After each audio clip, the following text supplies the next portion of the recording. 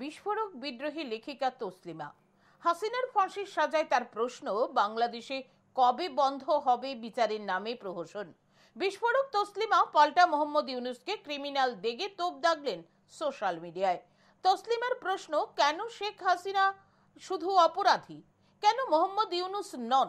নির্বাসিত বাংলাদেশি লেখিকা তসলিমা নাসরিন আন্তর্জাতিক অপরাধ ট্রাইব্যুনালের বাংলাদেশের প্রাক্তন প্রধানমন্ত্রী শেখ হাসিনাকে দেওয়া মৃত্যুদণ্ডের সমালোচনা করেছেন, প্রশ্ন তুলেছেন। গত বছর ছাত্র আন্দোলনে হাসিনার সরকার পতনের পর প্রধান উপদেষ্টা মোহাম্মদ ইউনূস ও তার সহযোগীরা কেন একইভাবে বিচারাধীন হবেন না?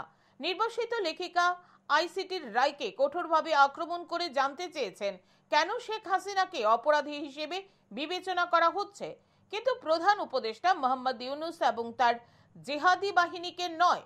বর্তমানে যারা আন্দোলনকারীদের উপর গুলি চালানোর নির্দেশ দিয়েছে তাদের কেন বিচারের মুখোমুখি করা হচ্ছে না? ইউনূস সরকারের দিকে ইঙ্গিত করে তসলিমা নাসরিনের প্রশ্ন।